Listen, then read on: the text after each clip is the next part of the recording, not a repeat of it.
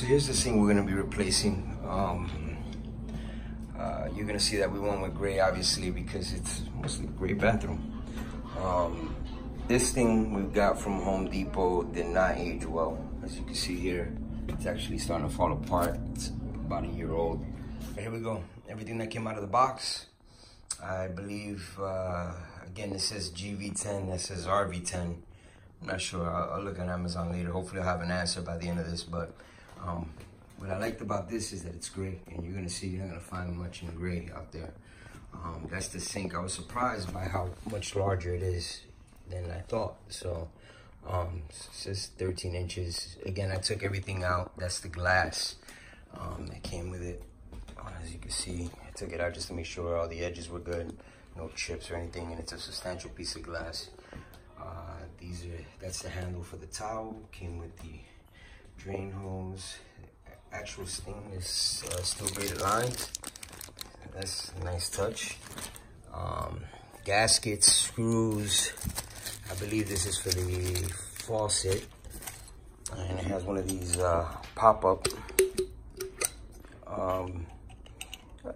Doesn't feel incredibly solid, but it doesn't feel cheap either. So yeah, only time will tell, but decent little piece. Back over here. Now this, I'm surprised by this. It actually came in this nice little bag. It's a nice touch. And this is the actual faucet. And it looks good. It really does. And it does have a little, considering how basic it is, it does have some heft to it. Nice finishing touch. None of the metal looks flimsy or cheap. The finishing, all the chrome is perfect. Yeah, I'm gonna say I'm actually surprised by this. So yeah, so this is everything that was in the box. I'm gonna go right ahead and now I'll do my inventory before I start, and I'll do my best to keep you informed. Now, this on the bottom has those metal brackets on there, you see them? And that's so that you can screw this base into the ground. Guess who will not be screwing this base into the ground? This guy. So what I probably will be doing though is using some 3M automotive grade double-sided tape on the bottom there. It's very thin, but extremely sturdy and durable. And once you get that on, it's usually almost impossible to get off. So yeah, stay tuned as I assemble this now after I do my inventory. Hopefully everything is here. If it's not, I'll give you an update. Alrighty, so here we go. Starting my my build out. So the first thing I did was grab an actual ruler and use centimeters to measure the distance on each corner from the wall. It's also, as you can see, it's centered to the filthy looking tube there. Like I said, prior videos, I'm gonna have to fix all that up, but that's all cosmetic.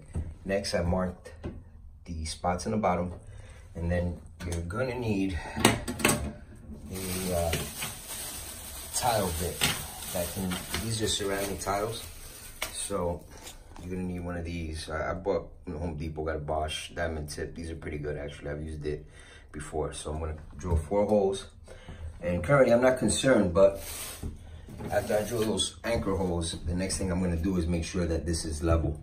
So to make sure that it's level, because when you put the glass, most of the weight's gonna fall on here. So it basically, the way I measured it was to this height when I measured my distance. As you can see, it's level there. So, all right, let me get cracking here. The holes are marked off, as you can see. And here, when you screw this down, it's gonna be very difficult to get down there, right? And this is pretty narrow. Look, this is my hand, that's the hole. And even my wife could really get the pressure in. So what you do is get an extension for your screwdriver, and then what you do is you can actually tilt this back. Tilt it back, put it at an angle, so that way your drill will fit with no problem down there, and you'll be able to screw the front two. So do the front two first after you tap the 4 holes, then shim as you need to. I'm actually gonna do it with some rubber feet here, that no matter how much they compress, because there's water in here. So you don't wanna use wood, you don't wanna use anything else. You need something with rubber, coated. You know, normally shims are made of wood. So anyway, it's a quick little tidbit. The other thing is with the hoses, with these hoses here, This fitting does not work. That came with it, so I'm gonna have to go to run to Home Depot and buy one of these adapters, and it doesn't fit on the base either. So keep that in mind. Leveled it there. It's important to level it this way, and I use some rubber shims. And then the other thing you have to do, you have to level the top pieces first. And once you level the top pieces, as you can see, depending on the angle, but yeah, it's level. And you can tune the screws, so you can take it off, lift it up a little bit if you have to. But level the screws first, and then worry about leveling this. But as you can see, it's dead on. And yeah, that's important. So now we're about to install this here. This goes unsaid. It has a little bit of a curve on it, which safe to assume it's the slant's gonna kind of go up. And that's just gonna go right here, right there. Both the two screws behind there. Make sure you put this on first, because once you mount the bowl, although it may seem temporary, that all screws in. That's all fastened. So the bait, it does have a slight curve upwards right now. I don't know, I think I may have put it downwards. I'm gonna change it, but reason for this is just to let you know that this washer, although you may think it's a regular washer to put behind here, it doesn't look like it. It fits perfectly here. And my wife is saying that she believes that that's where they go. So guess what? That's where they're gonna go. Last update of the night, the trip to Home Depot was very interesting. It turns out those are called 3/8 fittings. But they are high pressure. But the fittings on the hose are actually half. I'll go over it tomorrow. In any case, I'm just finishing this up so that it can dry for tomorrow, so that we can prep it for paint. One little tip here. So I messed around with the spatulas. I hate the spatulas. So I went and got my bundle pads. I forgot what these are called. For lack of a better word, pad. Basically, these are used for cars. They're soft, they're malleable, and so you have better control. So I'm gonna show you what that's gonna look like with no sanding in a few minutes. Curved up looks like the better way. And just a point of note, those brackets that you fasten to the ground, those aren't solid brackets. They actually flex a little bit, so this is gonna wobble a little bit. So I have to tell on the camera, but it will. Again, but once you put the weight, again, this is all ends up balancing out. I can see this why it's so far out. Just looks like a, yeah, kind of like a sculpture piece, I guess. And I am gonna replace that. This, again, from water falling over from the other sink. Putting a new one in there now. All right, so as you can see here, 100% improvement.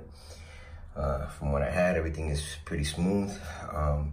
Now, what I'm gonna actually do here, just for the sake of getting my sink back and moving this project forward, I'm gonna go ahead and so my partner in crime, my wife, she does all the painting. I do everything else. She's gonna come and paint, but quick tip, grab a piece of sandpaper, some scissors, cut it, and take a little strip, cut about 1 inch, as long as you need. And then what you're gonna do is go around with 2 fingers, kind of just go around the fitting here, each fitting. And it depends how much detail work you wanna give it. But again, I'm gonna move this along just to get my sink back.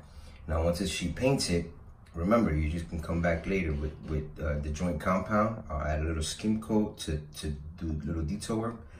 But that's it, man. You know, it's like clay. You're creating. So here we go. Everything's coming together now. Those are mounted. Remember, you have to level them. I went ahead and got this done. So if there's any tidbit of information that you can really read from this, regardless of what, I mean, again, I'm no plumber, but I know that this hose that comes with the kit uses this 1/2 inch over here to connect to the valve. That's no bueno, because they don't sell, well, at least I didn't find a 1/2 inch valve. So what I did was get this 1/2 inch nipple, brass. These are high pressure fittings, and basically paired these 2 hoses, which is gonna work out because the distance from the water here creates enough distance where this will be actually within this the pedestal. So again, so we're almost there. Things back. So the instructions aren't very clear on this, so let me explain it to you real quick. So these nipples are gonna come in here. You're gonna tighten them up, but before you do that, make sure you with the long thread downwards, right? You're gonna channel both hoses through, washers, whatnot.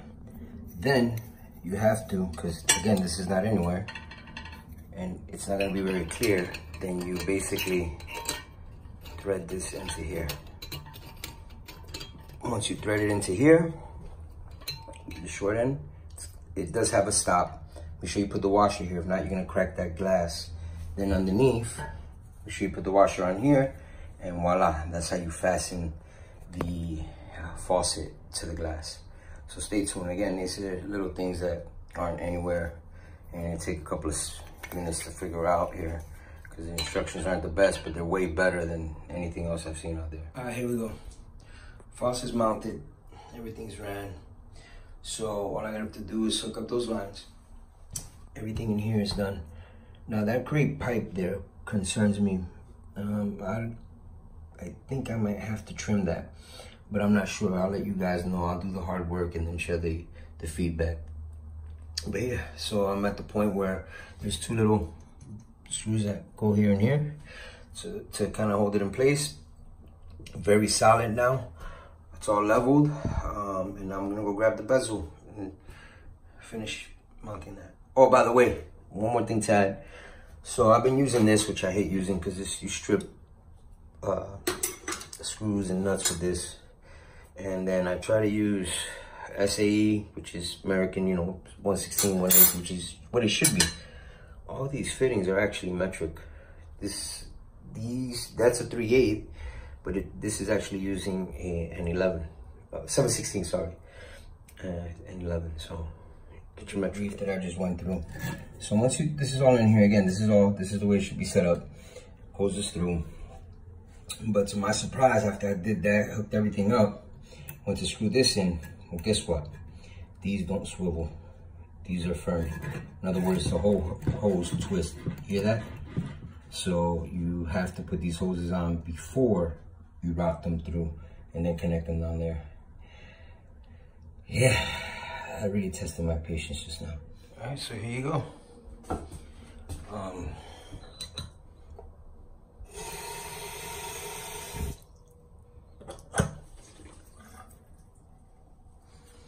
Definitely did have to cut that tube. Make sure you fasten everything very tightly. So I have to fasten those nuts back there, but that's it. It's a wrap. And just like that, I added all that space and a little more elegance to the bathroom.